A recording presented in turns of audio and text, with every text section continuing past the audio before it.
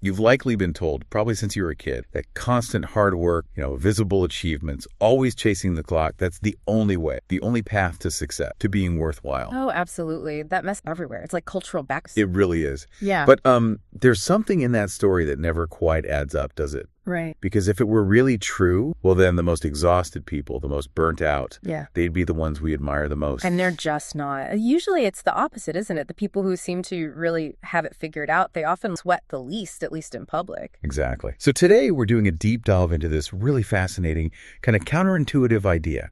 It's inspired by insights from Carl Jung, actually. We're talking about a different kind of person. Let's call them the ambitious lazy one. Okay, I'm intrigued already. Ambitious lazy. Yeah. And here's the real kicker. This type of person, they apparently pose a profound threat to the whole system, the way many of us work and live. Wow. So our mission today is to unpack why. Why does society seem to push us towards burnout? What does real strength, like sustainable strength, actually look like? And maybe most importantly, how do these two invisible forces, guilt and comparison, keep us sort of chained to a game that, well, might just be rigged? It's fascinating because you've really zeroed in on this widely accepted dogma, haven't you? This idea that our value is tied directly to how busy we look, how much effort we visibly put out. Right. The hustle culture. Precisely. And when we talk about the system here, that's what we mean, that pervasive societal expectation. But, if you actually take a calm look around, you start seeing people who seem to, float outside that current. They aren't sprinting.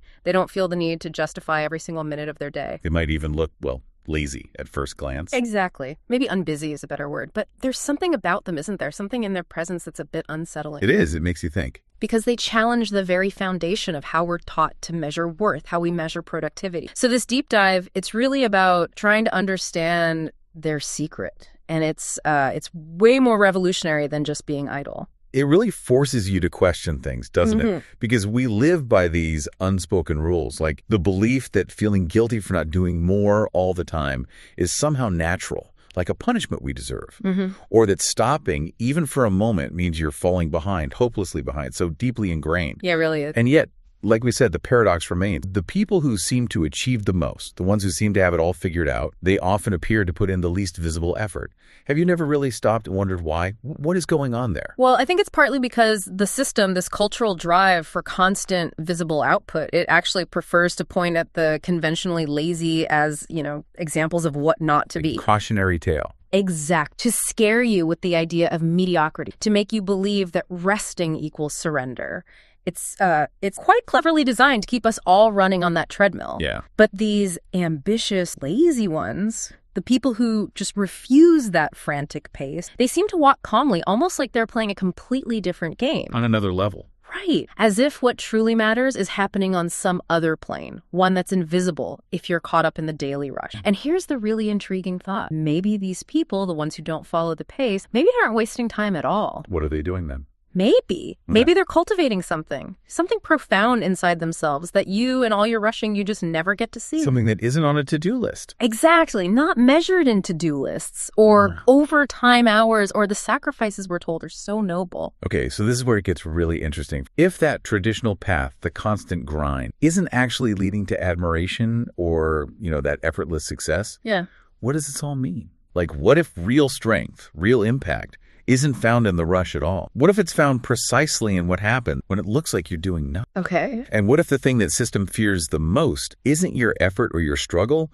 but your silence, your deliberate, profound silence? That's a powerful thought. Because we live in an era just obsessed with noise, right? Notifications pinging, deadlines looming, this constant drumbeat of productivity metrics. Everyone seems to be almost shouting about how busy they are. It's almost competitive. It is, like who can be the busiest. And what's truly unsettling for that system, I think, is that the silence we're talking about, it isn't empty. That silence is actually an incubator. An incubator. For what? For insight, for creativity. Carl Jung, the psychologist. Yeah, I know you. He understood this. He didn't think true creativity just came from the logical, conscious mind working harder. He famously described the unconscious as like a dark ocean that never rests. And it's constantly weaving symbols, images, and solutions that the rational mind on its own could just never. So it's working, even when we're not consciously working. Exactly. It's making connections in the back, but you can't force it. You can only receive what comes up when you give it space. And that is the secret of the ambitious lazy one. They make the space. Yes, only those who dare to stop, who deliberately step back from all the external urgency, only they can really hear that inner ocean. So they allow themselves to receive what bubbles up from the depth. You know, that makes so much sense when you think about breakthroughs in history. Yeah.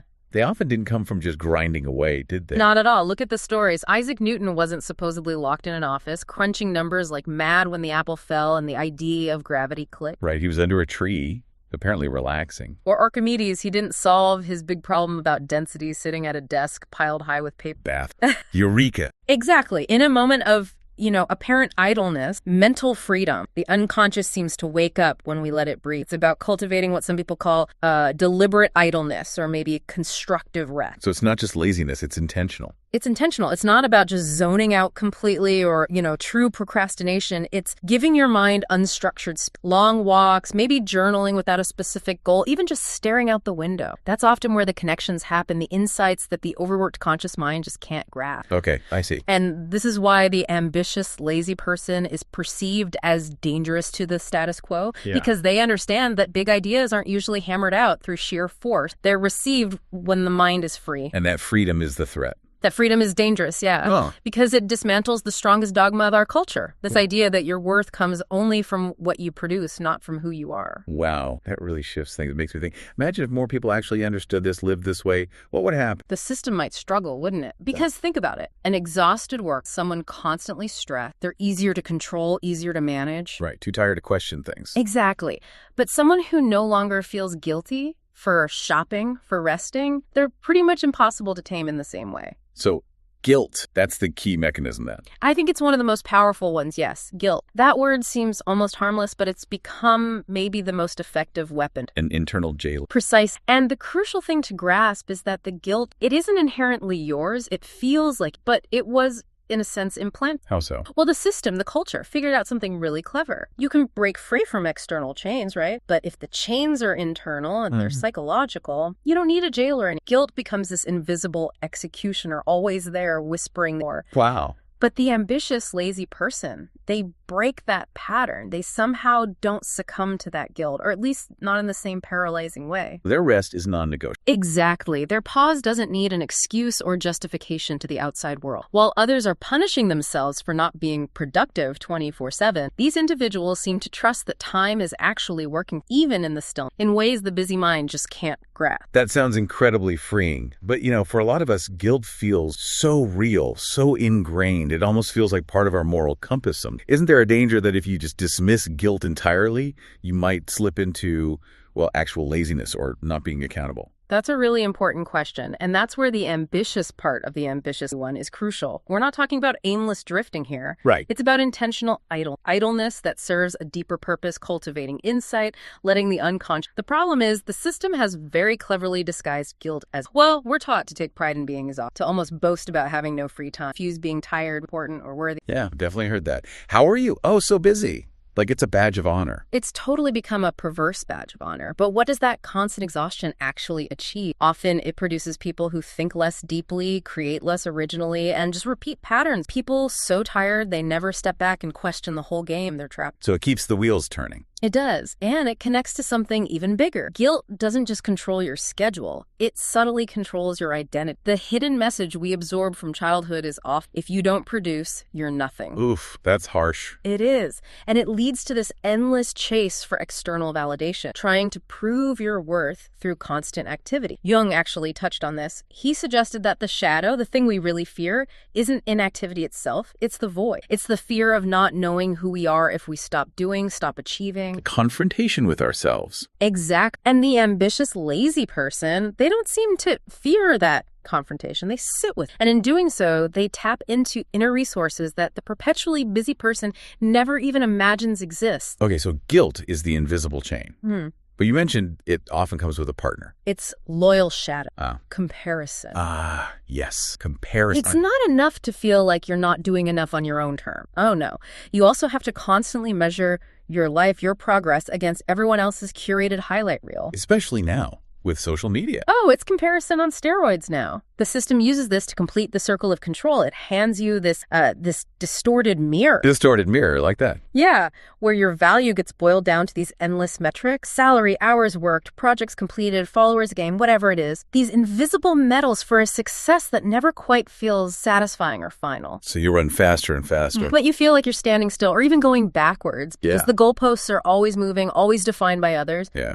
That resonates. Comparison really is like a drug, isn't it? It connects you to the perceived lives of others, but very rarely does it truly inspire. More often, it subtly humiliates, creates this nagging sense of inadequacy. So what does the ambitious, lazy person do? How do they handle comparison? Well, mostly, they just don't enter that race. They opt out. They don't play the game. They don't need to chase the same prizes because they're operating in a different arena entirely, an invisible. Okay. Where what matters isn't measured in numbers or public trophies, but maybe in the depth, the reach, the impact of the ideas that sprout from that intentional silence we talked about. You know, Jung warned about this too. He said the collective, society, exerts this brutal pressure on our individual psyche. It wants you to think, work, and behave like everyone else. Conformity. Exactly. And comparison is the perfect tool to keep you from daring to step out of line. It's insidious because most people genuinely believe they're free. They can choose how they compete. Right. Choose their job, their hustle.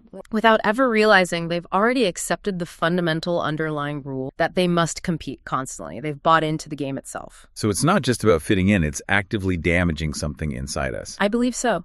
This constant comparison, it destroys the most valuable thing you have, your own inner rhythm. Your inner rhythm. Explain that. Well, the unconscious, that deep ocean where insights form, it doesn't operate on our frantic timelines. It has no rush, no metrics, and no deadlines. It flows at its own natural pace. Like a river. Like an underground river, yeah. Yeah. And if you try to force it, if you demand results now based on what someone else is doing, it dries up. It stops flowing freely. And the ambitious, lazy person protects that rhythm. They don't sacrifice it. They don't speed up or slow down based on someone else's frantic drumbeat. They seem to move in sync with something much deeper inside themselves. And that loyalty, that unwavering commitment to their own timing, their own process, that's what makes them unpredictable. And ultimately, power. It makes you wonder, how many times have you or I or anyone listening, how many times have we lived someone else's life, pursued someone else's goal, just out of that fear of being left behind? That's the real poison of comparison, isn't it? It doesn't just make you feel bad. It robs you of your authenticity.